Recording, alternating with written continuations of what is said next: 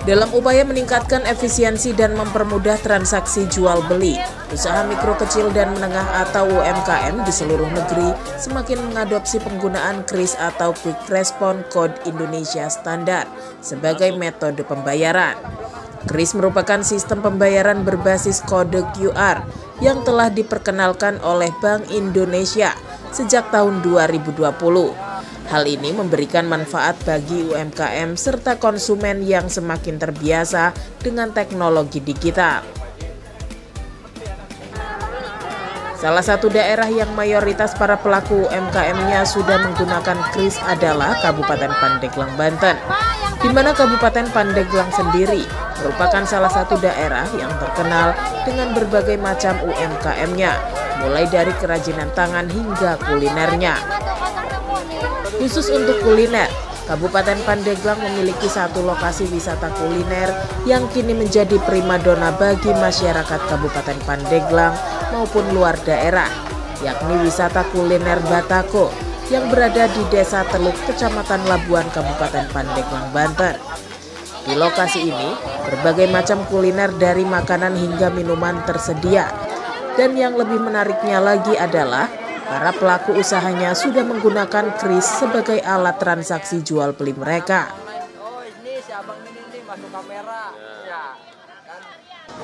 Seperti Otoy, salah satu pemilik warung makan di wisata kuliner Batako Teluk ini, sudah memanfaatkan metode pembayaran digital KRIS sejak 1 tahun lalu. Menurutnya, transaksi jual beli menggunakan KRIS banyak manfaatnya, antara lain proses transaksi menjadi lebih efisien dan cepat, mengurangi waktu yang diperlukan untuk menghitung uang tunai, serta menghindari peredaran uang palsu. KRIS juga tidak hanya memberikan manfaat bagi penjual, melainkan juga untuk pembeli yang dimudahkan dalam proses pembayarannya, tanpa harus menggunakan uang tunai. Alhamdulillah kuliner di Teluk Batako pasca pandemi jadi mulai berangsur ramai.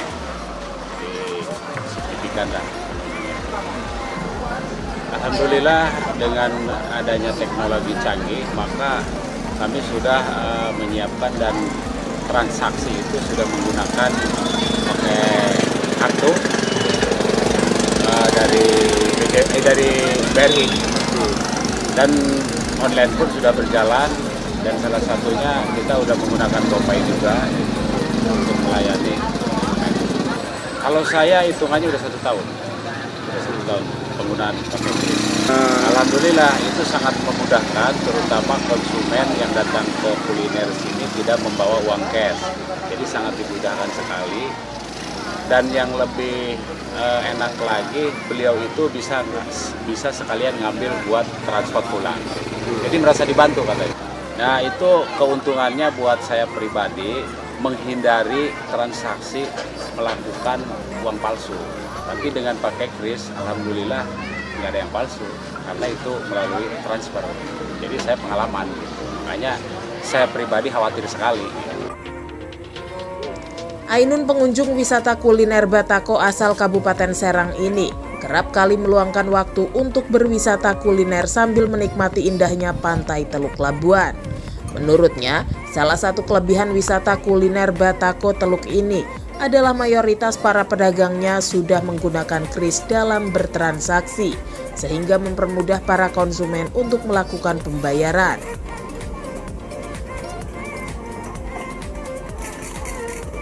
Lagi nyorek aja di sini, sambil makan bubur sop yang ada di kuliner di sini lumayan lengkap ya. Apalagi kalau misalkan sore-sore kayak gini kita bisa lihat view pemandangan di laut, ditambah kita sambil makan makanan seafood di sini gitu. Ditambah lagi harganya lumayan murah-murah, sangat praktis sih ya. Ketika kita nggak punya pegang uang cash, kita bisa pakai QRIS atau pembayaran pakai Dana atau apapun gitu. Jadi lebih gampang aja gitu kalau kita lagi nggak pegang uang tunai. Ketua Badan Usaha Milik Desa atau BUMDes Teluk, Erwin, mengaku pasca hadirnya aplikasi KRIS dalam beberapa tahun terakhir, perekonomian masyarakat semakin meningkat Bahkan 70% para pelaku UMKM di Desa Teluk sudah menggunakan kris. Pihaknya terus berupaya mendorong para pelaku UMKM di Desa Teluk untuk menggunakan kris sebagai alat transaksi digital. Karena menurutnya, kris sangat banyak manfaatnya bagi para penjual maupun pembeli yang ada di wisata kuliner Batako Teluk ini. Alhamdulillah Pak, untuk di Batako ini sekitar 70% menggunakan kris. Terus karena kalau menggunakan kris itu kan satu mempermudah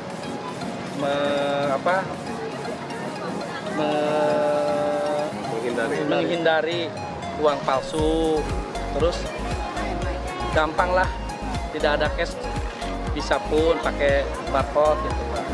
Maksudnya mempermudah pembayaran lah. lebih aman ya Pak ya? Lebih aman. Akan mempermudah supaya lebih menggunakan ke kris itu Pak, dari BUMDes itu, dari pihak BUMDes. Bank BRI secara aktif berpartisipasi dalam kampanye pemerintah Indonesia untuk mengadopsi kris sebagai metode pembayaran yang umum.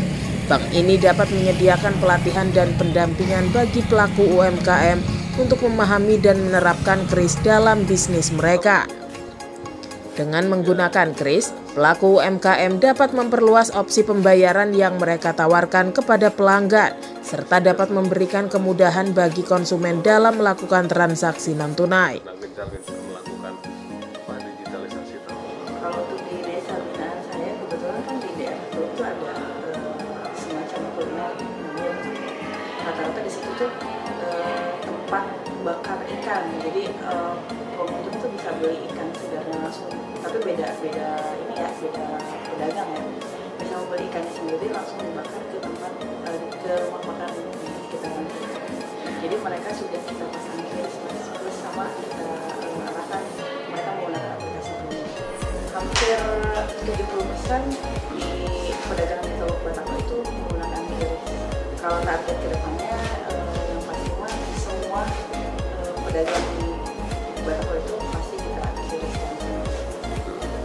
Awalnya sih mereka juga agak ragu sama nggak ngerti apa itu kris, tapi kita jelasin pelan-pelan sama dikasih contoh juga kan Mas, dikasih contoh. Terus kalau kris itu kan juga ada pemberitahuan di berupa SMS, jadi ketahuan kalau misalkan kirisnya itu berhasil, nanti ada pemberitahuan ke handphone mereka masing-masing.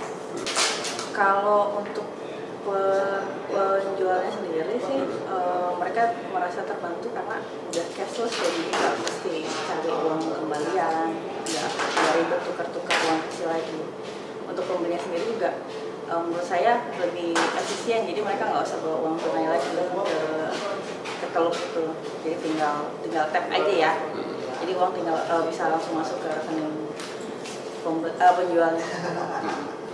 Kalau kita setiap bulan ada terima laporan, terus kita juga bisa narik sendiri Mas kalau untuk transaksi kris.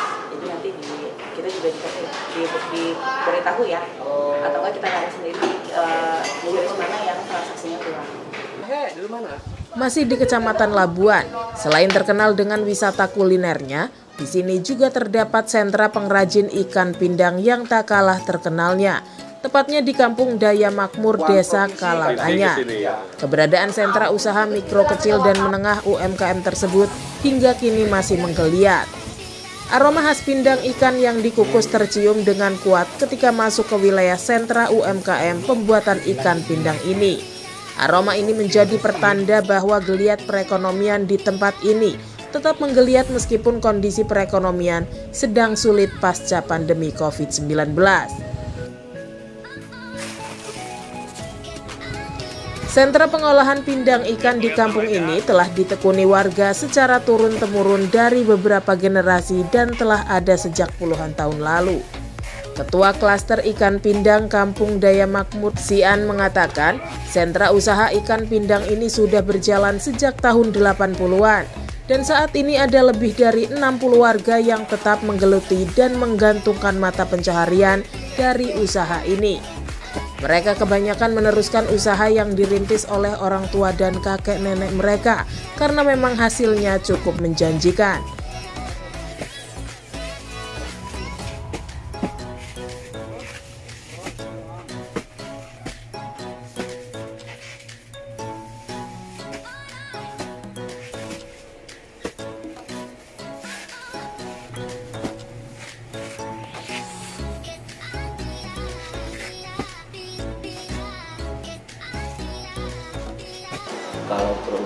satu RW ini semuanya ada 60. Lalu 2006 itu ada 20, sekarang naik jadi 60 orang, bisa jadi lebih buat satu RW. Ya, kalau satu per orang itu ngambilnya mencapai 5 kintal, 1 kintal per orang. Paling kecil 50 kilo per orang. Dikalikan dalam 60 orang itu. Satu tergantung ikannya, ada yang 10.001, ada yang 5.001, ada juga 10.3, 21 ada. Itu tergantung sesuai dengan isinya. Isi ada isinya. Ada isi yang 20, ada yang 100, yang 200. Ya, karena dari dulunya di sini tuh orang tuanya jualan ikan pindang, nah, dari temurun-temurun. Jadi nggak bakalan hilang. Kalau desa Kalangannyar ini tetap belum jualan pindah. Kalau untuk masalah omset itu kalau yang kecil ini ya, kelas bawah itu mencapai 800. Kemudian yang tadi mah ibu saya gitu yang mencapai 2 juta ke atas, hampir 3 jutaan lebih malah.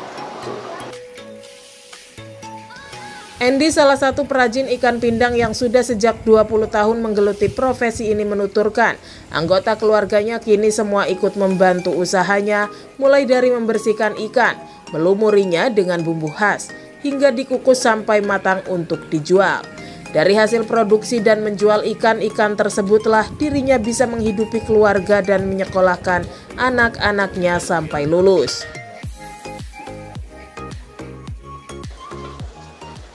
Udah lama ya? Berapa tahun ini Bu? Ya, 20-an. Si 20 tahunan ya? 20 tahunan. Iya. si mau umur 2 tahun kan? Enggak semuanya sih, ada yang dulu juga ada. Cuman dan kalau sebelah sini ya saya ada 3 lah. Di ada 3 orang. Alhamdulillah dari perekonomian ada peningkatan lah. Ada peningkatan. Kesuksesan usaha dari pengolahan ikan pindang ini juga dirasakan oleh Hendra. Siapa sangka pria yang dahulunya sebagai buruh bangunan kini sukses menjadi agen ikan tongkol pindang di desanya. Ia pun dapat menyuplai kebutuhan warga pengrajin ikan pindang di desanya untuk membeli ikan dari sini. Lama sih, udah dari 2017 lah, lumayan lah, 6 tahunan lah. Yang saya itu kan waktu ke Beri kan dari Kaisang. Kaisang kemarin itu ya sekarang itu dari Samara gitu kita udah udah tahu lah. Udah kita mencoba sendiri gitu. Ya. Ini kan itu Karena kan kalau kita bikin usaha kayak gini kan nggak perlu kayak dagang pakaian, nggak kayak gitu Bang. Kita udah tahu kan pada ini gitu. Kalau kayak pakaian kan ini. tentunya masyarakat di sini rata-rata usahanya emang ini ya. Emang ini semua di samping. Tapi kebanyakannya gitu, kebanyakannya usaha. Sama di sini mah kalau masalah pendidikan ini, jadi jarang sekolah pada dulu, jarang. Usaha kalau ininya gimana cara sistem membayar atau apa di sini? Apanya? Ngambil dulu atau langsung bayar? Ngambil semua itu. Semua ngambil dulu. Jadi sekarang ngambil, misalnya besok udah habis harus setor. Iya, ikutan tes lagi. Susan Novianti, Relationship Account Manager BRI Unit Labuan, mengatakan pihaknya terus mendorong UMKM di wilayah binaannya ini untuk go digitalisasi, seperti di Desa Kalangannyar sendiri, di mana para pengolah ikan pindang tersebut sudah menggunakan aplikasi digital. Menurutnya rata-rata para pengrajin ikan pindang di desa tersebut juga telah mendapatkan kemudahan pembiayaan pinjaman dari BRI. Kalau misalkan UMKM digital atau misalkan aplikasi digitalnya sih udah kayak yang tadi kan kita survei ke Pak Hendra ya. Pak Hendra itu kan salah satu nasabah terbesar juga di sini. Terus juga udah didaftarin pari. Terus dia juga ada QRIS. Nah, tapi kalau untuk nasabahnya juga beberapa juga udah punya QRIS tersendiri. Yang mereka dijual lagi kan di daerah Pandeglang atau misalkan Batu Bantar kayak tadi. Itu ada yang udah punya QRIS juga. Cuma memang belum semuanya karena terkendala orang-orangnya itu kan yang masih masih kolot lah. Jadi mereka belum mempunyai handphone yang benar-benar Namun kalau mereka sih udah menjadi nasabah BRI, rata-rata nasabah pinjaman 90%. Ya, upaya yang membuat mereka lebih mudah lagi transaksi ya itu tadi emang harus dipasang QRIS kan. Sebenarnya emang wajib ya, paling diedukasi ke nasabahnya lagi. Kayak misalkan mungkin anaknya yang punya handphonenya kan, jadi bisa masuk lewat handphone anaknya. Ditambahkannya, Bank BRI sebagai salah satu bank terbesar di Indonesia dan memiliki peran penting dalam mendukung UMKM, telah mengambil langkah-langkah untuk mendorong pengguna KRIS di kalangan pelaku UMKM. Selain untuk mempermudah pembayaran, metode ini juga untuk meningkatkan efisiensi dan aksesibilitas. Dari Kabupaten Pandeglang, Banten, Rangga Eka Putra, Kantor Berita Antara, mewartakan.